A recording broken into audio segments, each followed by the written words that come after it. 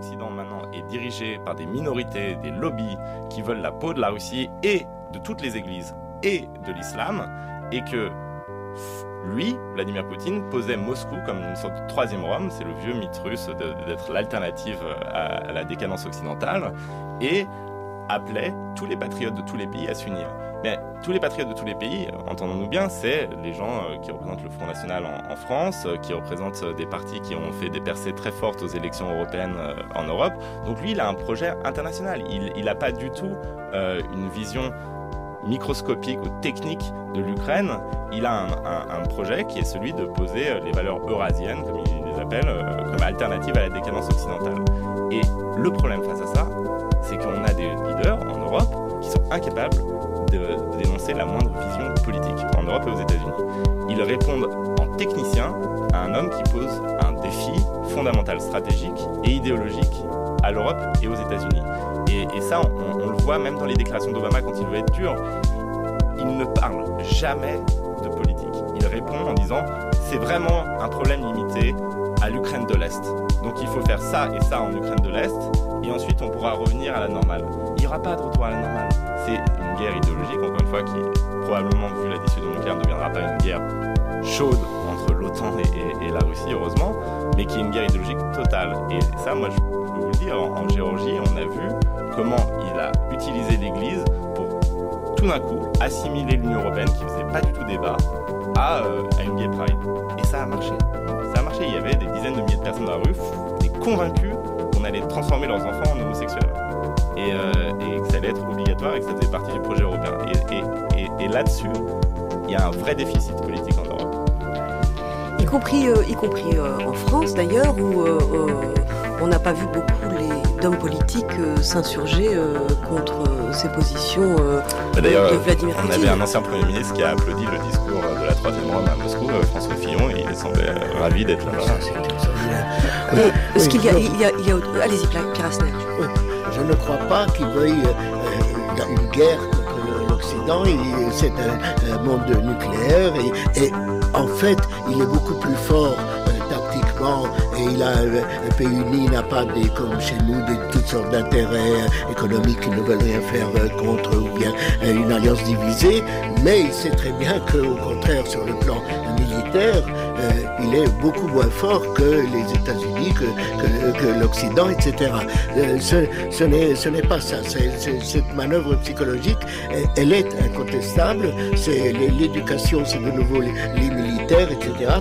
Et on peut ajouter que c'est une chose de long terme parce que ce n'est pas évidemment le plus fort pour lui, c'est qu'il ne peut pas, il a peur que l'Ukraine fasse contagion. C'est comme, je cite toujours les Chinois qui interdisent à l'internet le mot jasmin parce que en Tunisie ils avaient appelé leur révolution de jasmin. Alors un petit pays à l'autre bout du monde, pour un pays dans un pays de buveurs de thé au jasmin, on interdit le mot jasmin. Donc ça, c'est cette idée, ils voient tout dictateur renversé et en plus à leur porte, ils voient comme une menace directe. Ça, c'est une chose sur laquelle il ne cédera jamais. Mais je crois que par ailleurs, il est quand même plus... cette histoire eurasiatique, c'était relativement récent. C'est Douglin qui déjà le critique en disant il trahit la chose et qui a dit nous pourrons conquérir l'Europe occidentale sans verser un coup de fusil parce que ils sont tous dégénérés, ils sont tous homosexuels, etc.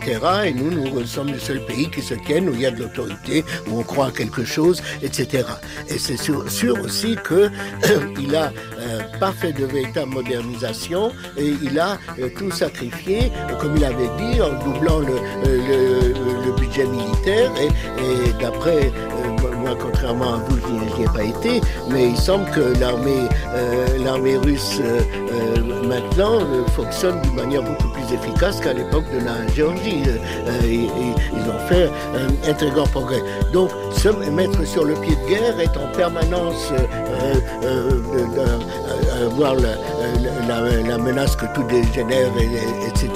Ça, c'est certain. Mais je crois que la moins probable des choses, c'est quand même l'invasion et la guerre proprement dite. Et l'Europe, ils ne la voient pas comme une menace. Toute leur propagande est sur le fait de dire que l'Europe est complètement décadente, déplacée, etc. Je suis complètement d'accord avec vous, il n'y a pas de guerre prévue et de toute façon la dissuasion nucléaire fait qu'il n'y aura pas de guerre ouverte entre la Russie et l'Occident. Mais ce que j'évoquais, c'est une guerre politique. Oui, tout à fait. Et par contre, ils voient réellement l'Union européenne comme une menace. Là, c'est idéologique. Une menace idéologique qui peut saper les fondements même de son régime et de son influence dans la région. Absolument.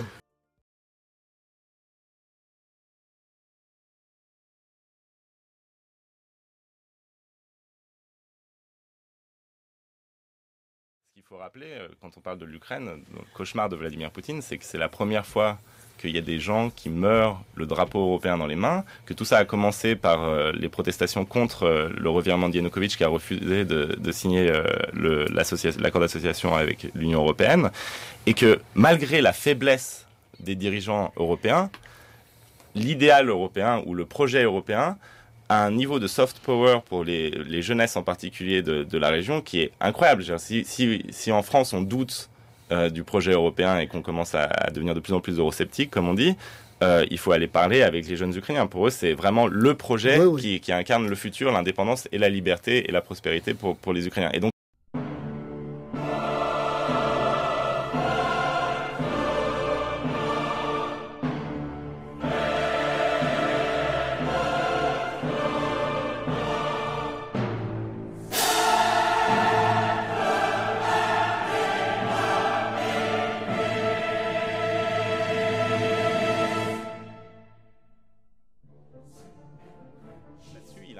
problème qu'il n'arrive pas à gérer, et quand on va à Kiev, on peut comprendre qu'à long terme, il a perdu. Oui. C'est-à-dire qu'il n'y a pas une personne de moins de 30 ans qui n'ait pas Vladimir Poutine comme ennemi personnel, idéologique et fondamental, et qui ne rêve pas à l'Union européenne et aux États-Unis. Mais le problème de la faiblesse des dirigeants européens, c'est que cette victoire à long terme, qui est fort probable, peut coûter de plus en plus cher du fait de leur faiblesse politique actuelle. Et si je peux me permettre, Pierre Asner. Oui, la victoire de nos idées, peut-être, l'Europe, elle est quand même mal partie, communauté. Et il faut dire, on peut dire tout ce qu'on veut sur Obama, et je suis sûr que John Winokur ne s'en privera pas dans la deuxième partie, mais quand même, ces nouvelles sanctions sont sérieuses, et c'est d'Obama que ça vient. Les Allemands se sont laissés faire après avoir résisté. Et pour moi, la grande question, c'est tout ce que vous dites est parfaitement vrai pour le jeune Ukrainien, pour le jeune Moldave, etc. Est-ce que c'est vrai pour le jeune Russe?